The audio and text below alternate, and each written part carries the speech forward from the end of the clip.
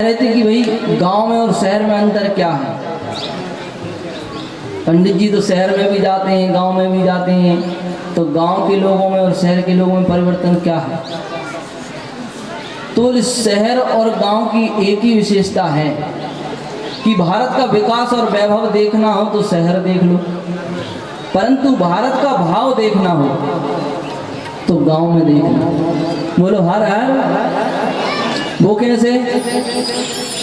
तो साधु कहते हैं कि गांव में अगर हम जाते हैं और शहर में जाते हैं, शहर में कोई साधु भी चला जाए तो उसे भिखारी समझते हैं। बोलो हर हर। और गांव में एक भिखारी भी आ जाए तो उसे साधु ही समझते हैं। गांव के जो लोग होते हैं वो भाव से भरे होते हैं, भाव प्रधान होता है उनके अंदर। पीपल का पेड़, कुआं का पानी और रहन सहन, श्रृंगार, बातचीत, मर्यादा जो गांव में प्राप्त होती है वो कहीं नहीं मिलती। लेकिन इस कलिकाल की कोठार में इस राजनीति ने गांव की भी सूरत बदल दी। बोलो हर हर। गांव गांव में पार्टी, शहर सिनेमा हो। अब तो गांव गांव में भी पार्टियां हो रही हैं। कोई कांग्रेसी बन रहा है, कोई भारतीय जनता पार्टी में जा रहा है। अच्छा, वो ऊपर सब चट्टे बट्टे एक दूसरे से मिले, इधर डंडा बजाने के लिए तैयार, गाली गलौज। बोलो हर हर। एक साथ डिनर करते हैं, फोटो में शेयर हो जाते हैं। इधर इतनी खतरनाक कट्टर हो जाते हैं कि मूड फोड़ देते एक दूसरे की।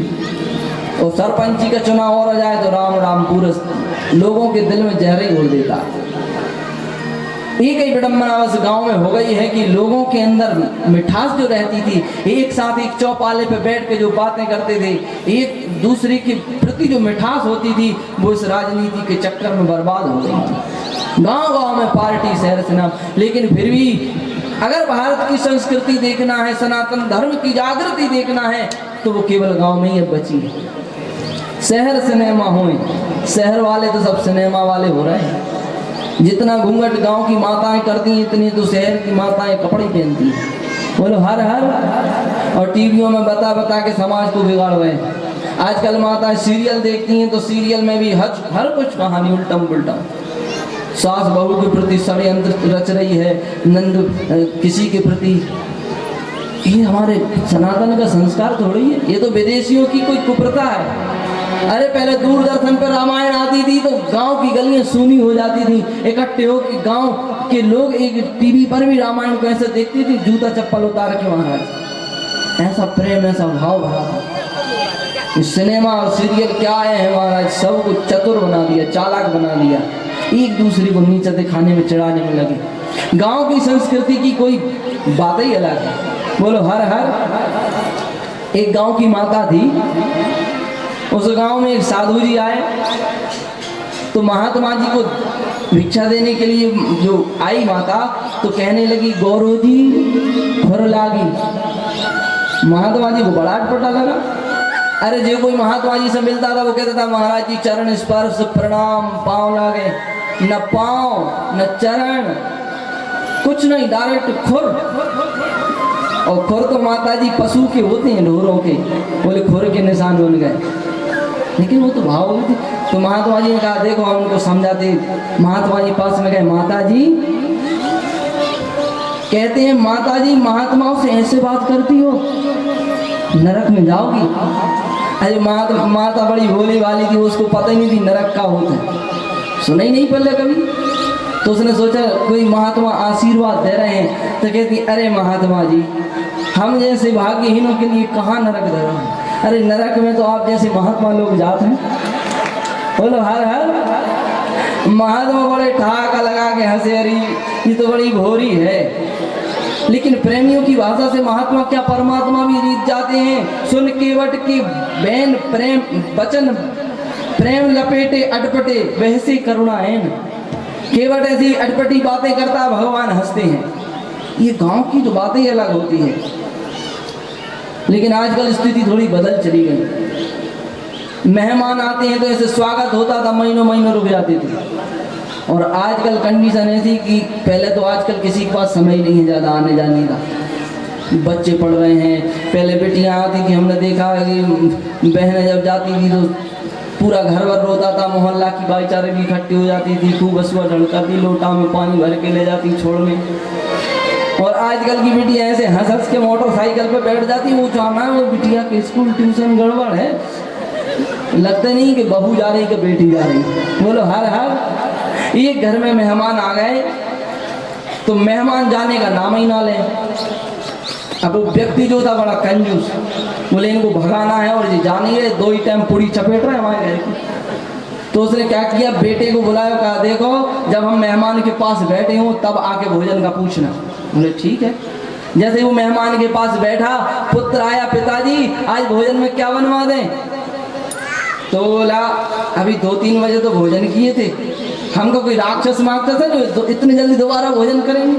हम मेहमान को करना हो तो पूछ लो, मतलब मेहमान करें तो राक्षस हैं दोबारा भोजन। तो बेचारा शक पकड़ गया। तो ऐसी कंडीशन बन जाती है कभी कभी, और बातों से भी युक्ति निकल जाती है। लेकिन एक घर मेहमान आए और जाने का नाम ना ले, तो मेहमान को कैसे पहुंचाया जाए? मेहमान चला जाए, वो सकोची व्यक्ति था, तो उस पत्नी से युक्ति बनाई उसने कि एक काम करो, इस मेहमान को पहुंचाना है तो एक युक्ति बना दी। बोले अपन दोनों एक दूसरे से झगड़ा कर लेते हैं। बोलो हर हर। झूठ मूठ का झगड़ा, तो तुम भोजन ही मत बनाना, तो ये अपने आप ही चला जाएगा। तो जोर जोर से झगड़ा करने लगे, वो उसको गाली देने लगा, वो रोने लगी और कहने लगी कि आज तो मैं भोजन बनाऊंगी ही नहीं। पति कहता बिल्कुल बना ही मत देना, मैं आज भोजन करूंगा ही नहीं। तो मेजबान ने झोला उठाया, उसने सोचा कि आवाज नहीं को नहीं मिलना तो अपन को क्या मिलेगा, तो चलते हैं। दरवाजे के बाहर हो गया तो उसका पति कहता है अरे पगली क्यों रो रही? मैं तो सच्ची सच्ची थोड़ी डांट रहा था, मैं तो झूठ झूठ डांट रहा था। तो पत्नी बड़ी होशियार थी, मैं भी सच्ची सच्ची थोड़ी रो रही थी, झूठ झूठ रो रही थी। तो मेजबान भी दरवाजे पे खड़े थे, अंदर आके कहते हैं चिल्ला के भैया हम भी सच्ची सच्ची नहीं है, झूठे झूठ गए थे। बोलो हर हर। तो ऐसी कंडीशन है, लेकिन गांव की माताएं ऐसी नहीं है। अतिथि देवो भवा, अतिथि आता है तो बढ़िया खूब स्वागत सत्कार भोजन प्रसादी होते हैं। श्री नर्मदा पुराण में और सुंदर सुंदर कथाएं आई हैं। गौ माता की महिमा बताई। गौदान, जीव को जीवन में एक बार अवश्य ही गौदान करना चाहिए। बोलो नर्मदा मैया की। बोले गोदानश्च प्रकर्तव्यो अस्मिन् तीर्थे विशेषतः गोदानम ही यतः पार्थो सर्वदानादिकं स्मृतः। गौदान की बहुत महिमा है। बोले सर्वदेव मया गावः सर्वदेवास्तदात्मकः श्रृंगाग्रेषु महीपाला सक्रो वसति नित्यशः। ध्यान देना, आजकल जो गौ माता की स्थिति हो रही है, ये मनुष्य भी उसका कारण है। गाय एक पालने वाली पशु है जिसको पाला जाता है, जो मालिक चाहती, जो घर में रहना चाहती, और उसको दर दर में भटकाया जा रहा है। और वही जब रोती है, बिलखती है, तो उसी का श्राप हम सबको लगता है। गौ माँ है। गाय कोई साधारण नहीं है, गाय के एक प्रत्येक अंग में देवताओं का वास है। बोले ऊरः स्कंदः शिरो ब्रह्मा ललाटे बृहस्पतिध्वजा चंद्रार्कौ लोचने देवौ देवायांच सरस्वती। ध्यान देना, बोले गौ माता के ऊर में स्कंद देवता विराजमान है, सिर में साक्षात ब्रह्मा, ललाट पे भगवान बृहस्पतिध्वज भगवान शंकर, और गाय की आंखों में चंद्र और सूर्य का वास है।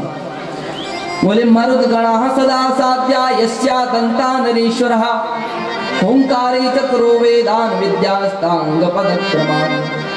खुरों में नाग, विद्याधर,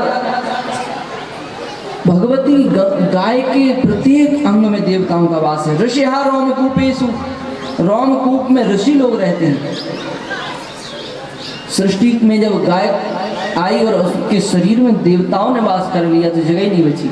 गंगा जी आई दौड़ते दौड़ते, ब्रह्मा जी से कहती हम कहाँ रहे गौ माता में, हमारा स्थान कौन सा है?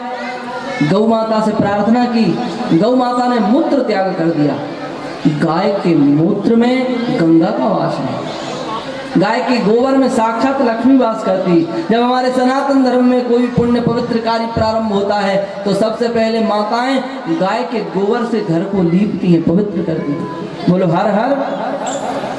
क्योंकि गाय की गोबर में साक्षात लक्ष्मी है। लक्ष्मीश्च गोमयी नित्यो पवित्रा सर्वमंगला गोमया लेपनम तस्मात् कर्तव्या पांडुनंदना। गाय के गोबर में लक्ष्मी है, इसलिए हमारी माताएं गाय के गोबर से अपने घर को लीपती हैं, पवित्र करती हैं। साक्षात लक्ष्मी का निवास होता है। और कोई भी यज्ञ कार्य होता है तो गौ माता के पंचगव्य को पान किया जाता है। इसलिए नर्मदा मैया के किनारे जाकर या अपने घर में ही जीवन में एक बार अच्छी गौ का श्रेष्ठ ब्राह्मण को दान करना चाहिए। बोलो गौ माता की। अच्छा, कैसी गैया का दान करें? बोले ऐसी गाय नहीं देना कि बूढ़ी ठेड़ी हो, दूध नहीं दे रही है, बूढ़ी हो गई है, काम की नहीं है, तो चलो पंडित जी को पकड़ाए दो। ऐसी गाय से कल्याण होने का नहीं है। गाय का दान करने से जीव को गौ माता बैतरणी नदी के चक्कर से बचाती है। इसलिए गौ माता का दान एक बार जीवन में जरूर करें। गाय में जितने रोए होते हैं उतने हजार वर्ष तक भगवान के धाम में उस जीव को वास मिलता है जो श्यामा कपिला गौ का दान करता है श्रेष्ठ ब्राह्मण। कैसी गाय का दान करें? नर्मदा पुराणकार कहते हैं गंधर्वाप्सरसोनागः पुराग्रेषु व्यवस्थिता पृथिव्यां सागरान्तायां यानि तीर्थानि भारतो तानि सर्वाणि जानीयाद गौरगभ्यं तेन पावनम्। बोले सोने के से सींग को मढ़ के, खूब धन है अगर तो चांदी से खुर मढ़ के, और दूध देने वाली सवत्स बछड़ा साथ में हो, और गायत्री जप करने वाले श्रेष्ठ ब्राह्मण को गौदान कैसे करें? बोले गौ माता की पूंछ पकड़ के। बोलो नर्मदा मैया की पूंछ पकड़ के गौ माता का दान होता है। और गौ माता का पूंछ पकड़ के गौ माता से प्रार्थना करते हुए कि हे गौ माता, आप हमारी बैतरणी नदी से रक्षा करें। ये बैतरणी नदी क्या है? बैतरणी नदी नाम तो अच्छा लग रहा है लेकिन बड़ी खतरनाक है। पृथ्वी से 27,000 योजन नीचे यमपुरी है जहाँ 28 प्रकार के नरक हैं, जिसमें सबसे खतरनाक है बैतरणी नदी, जिसमें जल नहीं भरा, जिसमें मल भरा है, मूत्र भरा है, पीप खून भरा हुआ है, मांस के लुथड़े पड़े हुए हैं, भयंकर भयंकर बड़े बड़े दांत वाले हिंसक जीव उसमें रहते हैं। और ऐसी बैतरणी नदी में जब जीव अपने कर्मों से गिरता है तो उस बैतरणी नदी से गौ माता हमें बचाती है। बोलो नर्मदा मैया की। अच्छा एक बात बताओ, नर्मदा बैतरणी नदी में कौन कौन सी जीव जाते हैं? बोले गुरुरात्मवताम शास्ता राजा शास्ता दुरात्मनाम प्रपक्षन्न पापानाम शास्ता वैवस्वतो यमः। नरक में कौन से जीव जाते हैं? जो पाप करते हैं। पाप हम मनुष्यों से 3 प्रकार से होता है। बहुत प्यारा प्रसंग है, हम सब का प्रसंग है। बोले 3 प्रकार से पाप होता है। एक पाप जो होता है, हम पाप करना नहीं चाहते लेकिन फिर भी अनजाने में पाप हो गया। सड़क पे जा रहे थे गाड़ी से और गैया जाके तुम्हारी गाड़ी से टकरा गई। खेत से गाय को भगा रहे थे, डंडा मारा, गाय मर गई, गौ हत्या लग गई तुम्हें। तुम मारना नहीं चाह रहे थे उसी जान से, लेकिन फिर भी तुमसे उसकी हत्या हो गई। इस सज्जनों के द्वारा पाप होता है, तो उसका शासक कौन होता है? जो सज्जन होते हैं, पाप करना नहीं चाह रहे, अनजाने में पाप हो गया, गौ हत्या हो गई, अनजाने में करना नहीं चाह रहे थे, गर्भ हत्या हो गई है, किसी प्रकार के बड़े पाप में हम फंस गए, तो उसका शासक होता है गुरु। ध्यान देना, सज्जन का शासक गुरु होता है। तो क्या करना चाहिए? तो ऐसे सज्जन को जो अनजाने में पाप हो गया, अपने गुरु के पास जाएं और जो कुछ हुआ है बिल्कुल बिना छुपाव के, बिना भेदभाव के गुरु के सामने उस बात को रखें। और फिर गुरु जो शास्त्रों में उसका प्रायश्चित है उसको बतलाता है। उस प्रायश्चित को कर लें तो उस पाप को फिर नरक में नहीं भोगना पड़ता। बोलो हर हर। गुरुजी ने कह दिया भाई गौहत्या लग गई है, अब 11 दिन तक जाओ नर्मदा के किनारे, बीच बीच में अनशन व्रत करो, 3 काल नर्मदा मैया में स्नान करो, दान करो, जप करो, तुम्हारा गौहत्या दूर हो जाएगा। तो फिर उसको उस पाप को नरक में नहीं भोगना। दूसरा पाप किस प्रकार का होता है? बोले दुष्टता पूर्वक। हम जानते हैं पाप है लेकिन फिर भी जानबूझ के कर रहे हैं। कोई किसी को मर्डर कर देता है, चोरी करने के लिए मार देता है, चोरी कर लेता है। गौ हत्या भी लाखों लोग जानबूझ के गौ काट रहे हैं। जो दुष्टता पूर्वक पाप कर रहे हैं उनकी सजा देने वाले कौन होते हैं? बोले सज्जन के गुरु होते हैं पाप को दूर करने वाले, और दुष्टों का शासक होता है राजा।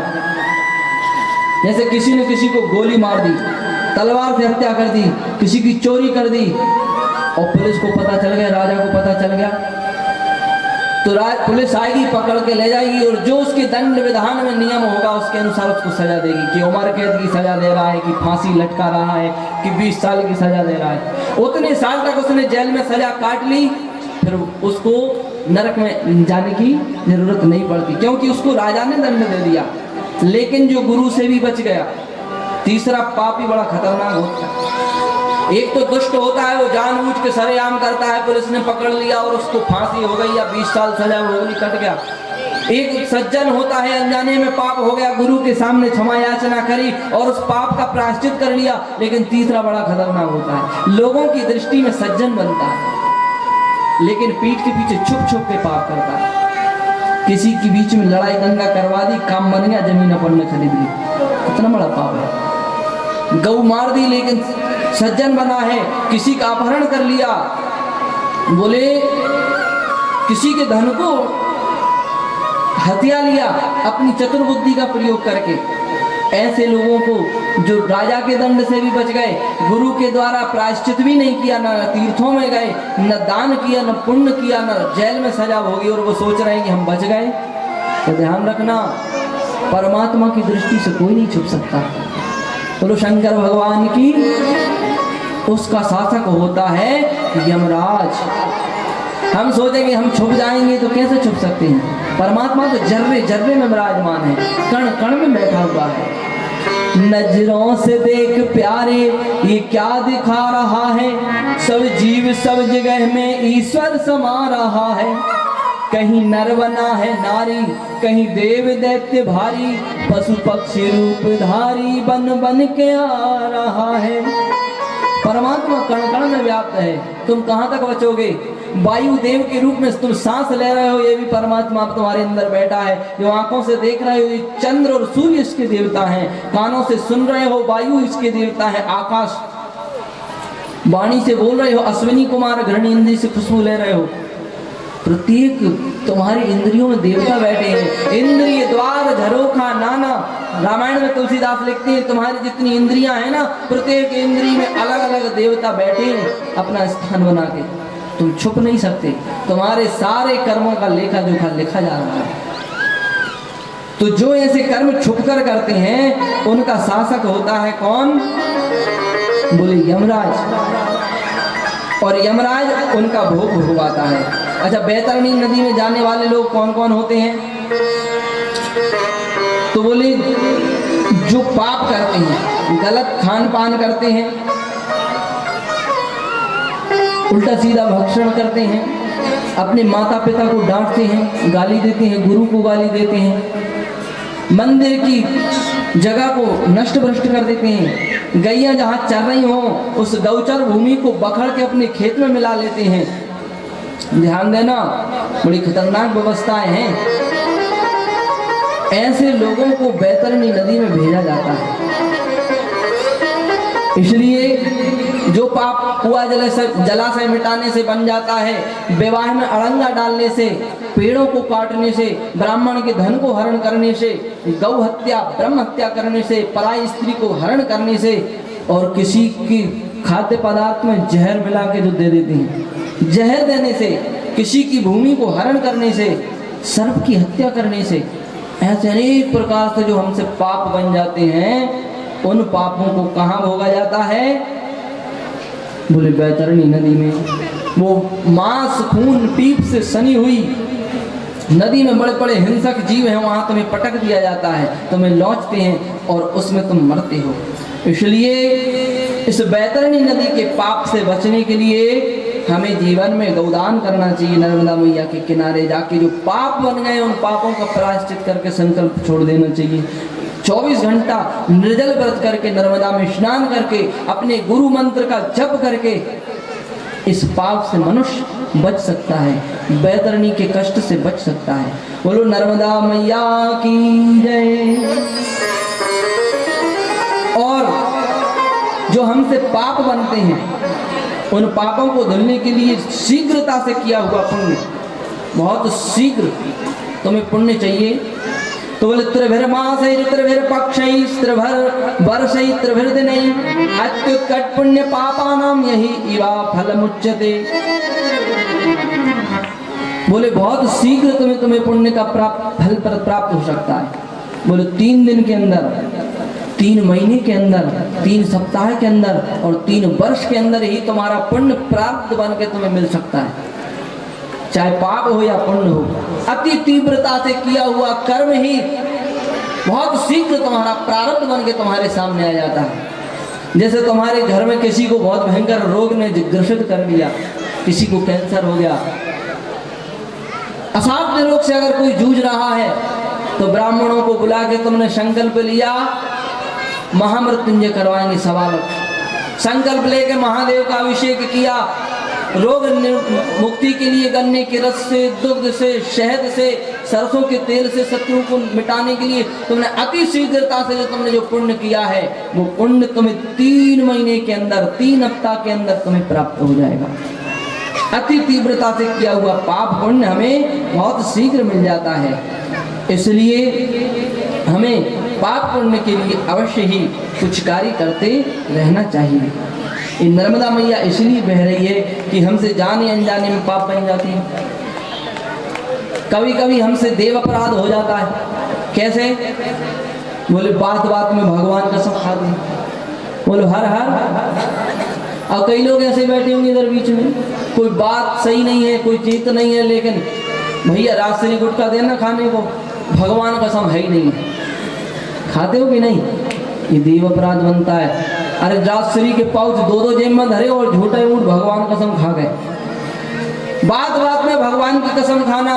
कोई कोई तीर्थों पे जाते हैं, भाव में, कथाओं में जाते हैं, भाव में बैठ के कबूल ना बोल देती नर्मदा मैया हमारे घर बेटा हो जाए, हम यहाँ आके भंडारा करवाएंगे।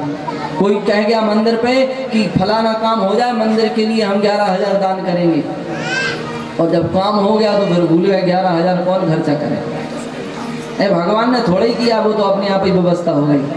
बोलो हर हर। अरे ऐसे भी दानी लोग होते हैं, भगवान के यहाँ जाएंगे तो पहले कबूल ना कर देंगे और काम हो गया। एक सज्जन तो इतने चतुर थे